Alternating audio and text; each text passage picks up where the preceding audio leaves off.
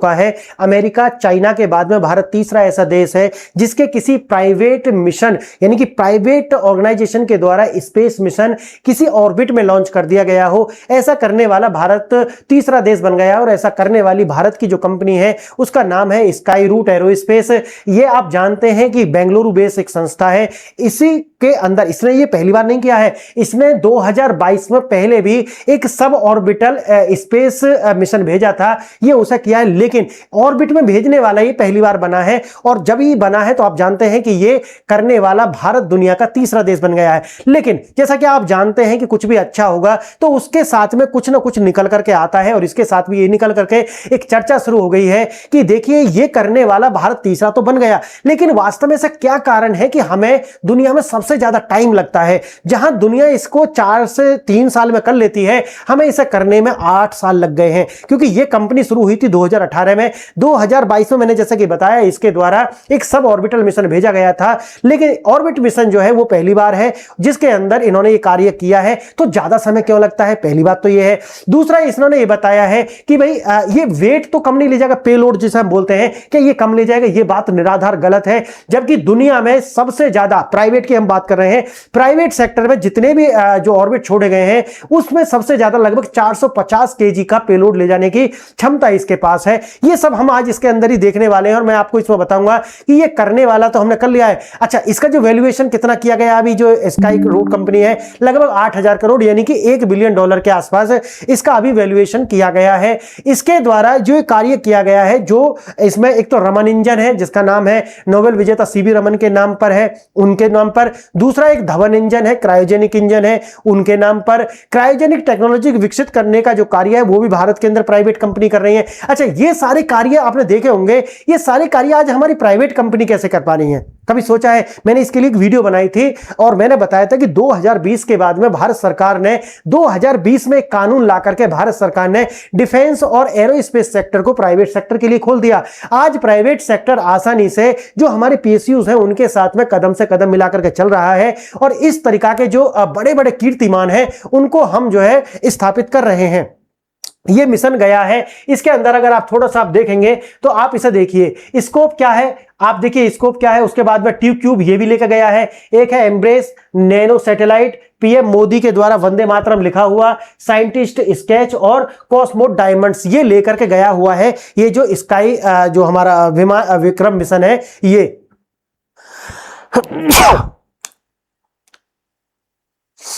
लेकर के गया हुआ है। ये आगम मिशन क्या क्या है इसके अंदर, scope, tube cubed, embrace, nano satellite, PM Modi के द्वारा वंदे मातरम लिखा हुआ, साइंटिस्ट के स्केच और कॉस्मोस। देखिए 40 बिलियन का भविष्य है भारतीय अंतरिक्ष बाजार 2032 तक 8 बिलियन से बढ़कर के 40 बिलियन होने का अनुमान है, जिसमें निजी कंपनियों की बड़ी भूमिका है। 2020 के बाद मैंने बताया कि सरकार ने कार्य किया। अगला लक्ष्य है विक्रम 2 2027 में लॉन्च होने वाला विक्रम 2 लगभग 900 किलो भार लेकर अर्थ ऑर्बिटर यानी कि लो अर्थ ऑर्बिट के अंदर जाने वाला है। महत्वपूर्ण पड़ाव है 2021 से 24 का। 2021 में क्रायोजेनिक इंजन धवन 1 और 2022 में भारत का पहला निजी रॉकेट विक्रम एस, जो कि इसी कंपनी के द्वारा लॉन्च किया गया था।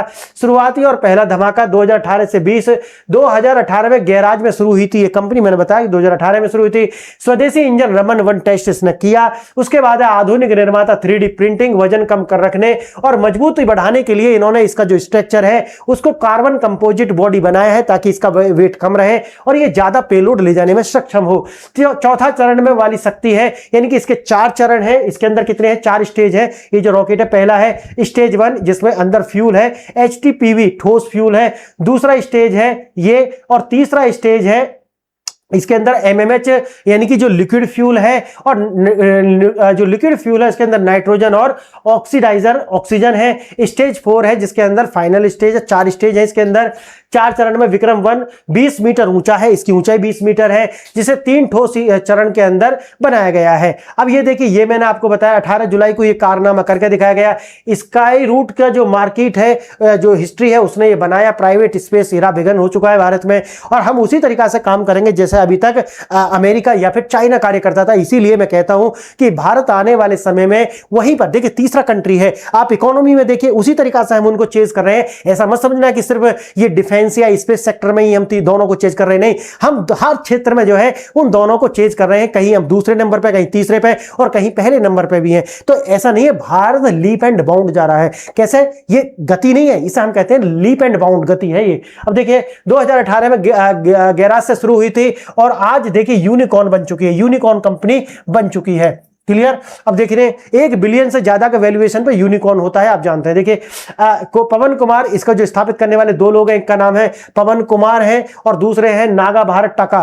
ठीक है, बिजनेस मॉडल है देखिए गो टू ऑर्बिट, आम लोगों और कंपनियों के लिए ऑन डिमांड सर्विस प्रोवाइड ये करने वाले हैं। यहां पर देखिए स्वदेशी इंजन का विकास, ये देखिए रमन इंजन सीवी रमन के नाम पर रखा गया, भारत का पहला प्राइवेट रॉकेट इंजन है और लिक्विड टेक्नोलॉजी पर यह आधारित है। धवन, ये कि धवन डॉक्टर सतीश धवन के नाम पर है, भारत का पहला प्राइवेट क्रायोजेनिक इंजन है। अत्यधिक शून्य से नीचे यानी कि नेगेटिव तापमान, क्रायोजेनिक आप जानते हैं ना कि -150 डिग्री तक, कितना -150 डिग्री पर हाइड्रोजन और ऑक्सीजन को किसमें करना है, लिक्विड फॉर्म में ला करके ही क्रायोजेनिक इंजन को ईंधन दिया जाता है। तीसरा है कलाम 250, 2024 में डॉक्टर एपीजे कलाम के नाम पर और सॉलिड फ्यूल ठोस और अत्यधिक थ्रस्ट देने के लिए यह काम किया गया। आप देखिए 2 मिशनों की तुलना, एक नई शुरुआत है। मिशन पहला वाला जो कि मिशन प्रारंभ था 2022 में, जो कि विक्रम एस नाम से था, सब ऑर्बिटल। देखिए ये था सब ऑर्बिटल, याद रखना सब ऑर्बिटल।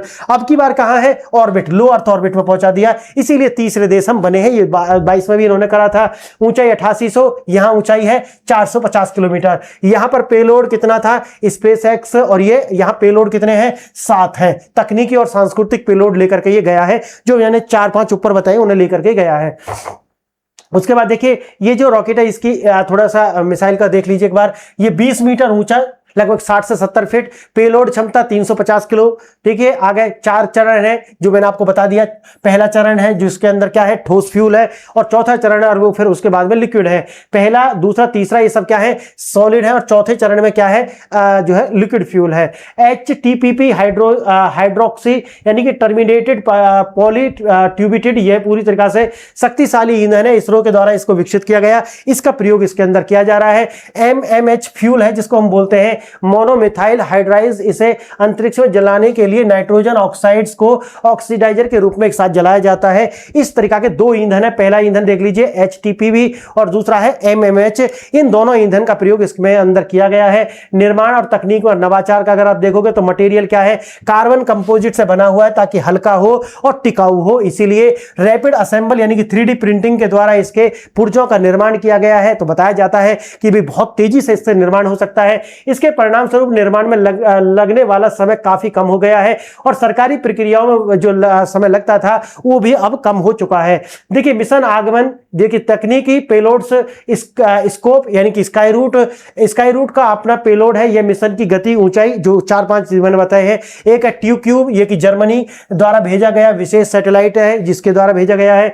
अब आता है एम्ब्रेस कॉस्मोस इंडिया, अंतरिक्ष कचरा हटाने के लिए इसको भेजा गया है। और ग्रह स्पेस यानी कि पृथ्वी के अवलोकन, अर्थ ऑब्जर्वेशन के लिए इसको भेजा गया है। नैनो सैटेलाइट्स हैं, इनको भी भेजा गया है। मिशन आगमन कला और संस्कृति पेलोड लेकर के गया है, जैसे कॉस्मोस डायमंड्स वगैरह, यानी कि अंतरिक्ष में हमने 5 किलो विशेष गहने और आर्टिफैक्ट्स भेजे हैं, यानी कि स्वर्ण मिनिएचर रॉकेट्स है। इसमें भारत के महान वैज्ञानिक doctor Vikram Sarabhai, doctor APJ Abdul Kalam और प्रोफेसर सतीश धवन की तस्वीरें और मेमोरियल सिक्के आदि रख करके हमने भेजे हैं। और प्रधानमंत्री के द्वारा हाथ से लिखा हुआ वंदे मातरम ये भी हमने भेजा है।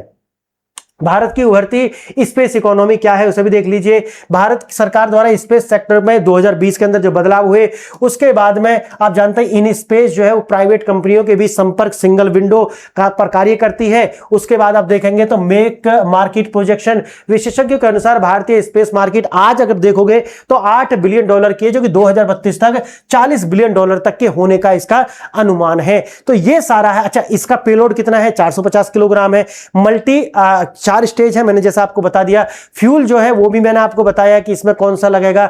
इसके द्वारा पहले भी विक्रम 1 जो है वो बनाया गया। इसके अंदर जो फ्यूल है मैंने जैसे बताया कि HTPPV यानी कि हाइड्रोक्सिल या फिर टर्मिनेटेड पॉलीट्यूबिडाइन, ये इसके अंदर प्रयोग होता है। MMH प्रयोग होता है यानी कि मोनोमिथाइल हाइड्रोजाइन, ये जो है इसके अंदर प्रयोग होता है। उसके बाद में ये तो दोनों फ्यूल जो इसके अंदर आते हैं, जो भेजे गए हैं मैंने बताया, इसको भेजा गया है, ट्यूब भेजा गया है, ठीक है, जर्मनी के ये सैटेलाइट्स हैं। इसके साथ ही साथ में वंदे मातरम भी लिखा हुआ भेजा गया है, ये मैंने आपको बता दिया। इसके अंदर इन स्पेस जो है सिंगल विंडो क्लियरेंस है, इस तरह की जो एजेंसी है।